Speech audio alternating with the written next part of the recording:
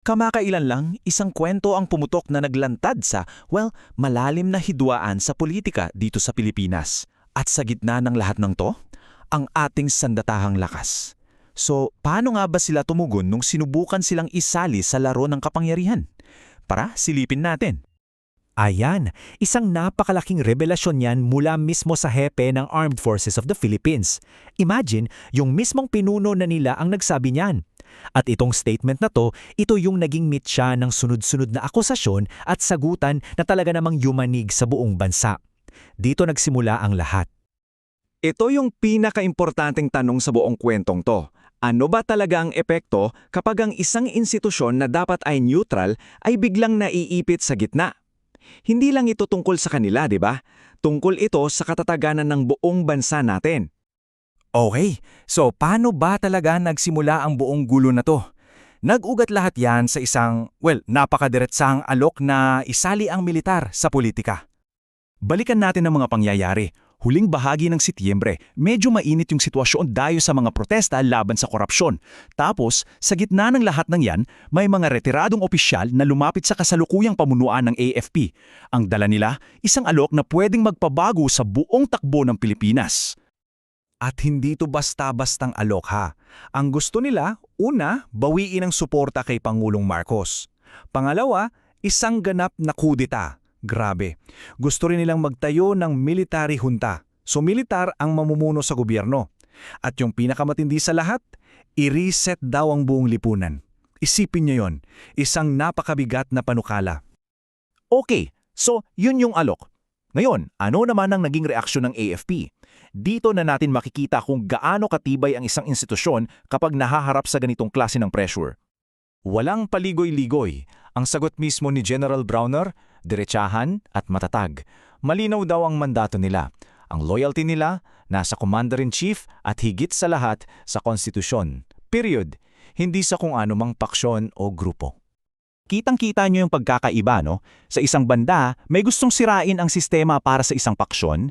Sa kabila naman, ang sagot ay batay sa profesionalismo at paggalang sa batas. Para silang naging isang firewall, di ba? Hinarang nila yung attempt na guluhin ang kaayusan.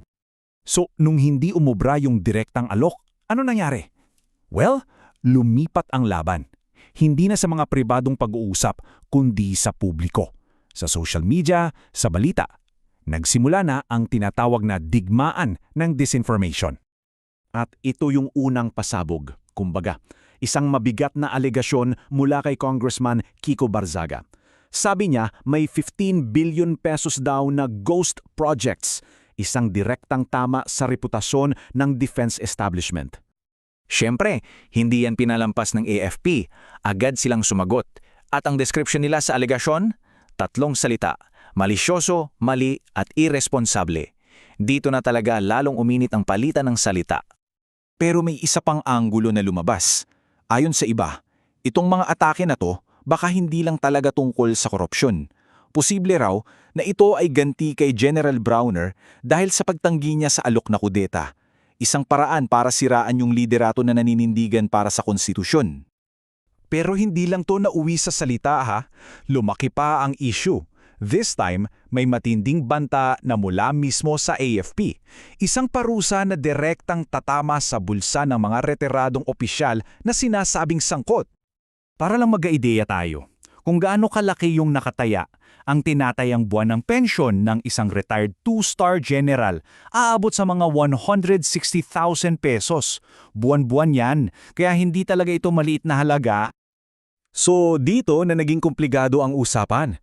Pwede ba talagang tanggalin ang pensyon ng isang retirado? Kasi may dalawang panig yan. Sa isang banda, sinasabi na ang pensyon ay isang vested right. Karapatan na yan na pinaghirapan. Pero sa kabilang banda, may argumento na kung tumatanggap ka ng benepisyo mula sa gobyerno, may responsibilidad ka rin na huwag magpakalat ng sedisyon o fake news.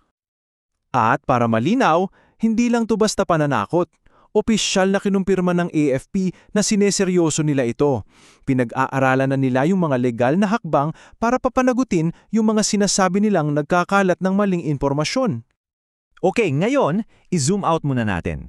Kasi itong buong dramang to sa militar, hindi to nangyayari sa isang vacuum. Isa lang itong simptomas ng mas malaki at mas malalim na tensyon sa politika, partikular na sa pagitan ng kampo ng mga Marcos at Duterte.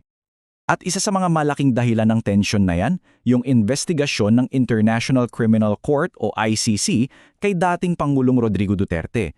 Ito yung may kinalaman sa mga kasong crimes against humanity na nag-ugat sa kanyang war on drugs. At para maramdaman ninyo kung gaano kataas ang tensyon, ito ang naging pahayag ni Congressman Paolo Duterte matapos ang isang desisyon ng ICC. Isang napakatapang at, direktang banta. Heto naman ang naging tugon mula sa Malacanang. Pansinin ninyo yung napakalaking pagkakaiba sa tono at pananalita. Dito pa lang makikita mo na kung gaano nakalalim yung lamad sa diskurso ng politika sa bansa. Mahalaga ring linawin para maging patas na ang opisyal na posisyon ng Administrasyong Marcos ay wala silang kinalaman sa mga proseso sa ICC. Ito yung paninindigan nila para magbigay ng tamang konteksto sa hidwaan. At dito tayo magtatapos. Sa isang banda, talagang kahanga-hanga yung paninindigan ng AFP para sa kanilang profesionalismo. Pero ang tanong na naiiwan sa ating lahat ay ito. Ang tagumpay ba nilang ito ay senyales ng katatagan? O isa lang itong babala ng mga mas malalim pang bitak na posibleng lumabas sa hinaharap? Isang bagay na dapat nating pag-isipan.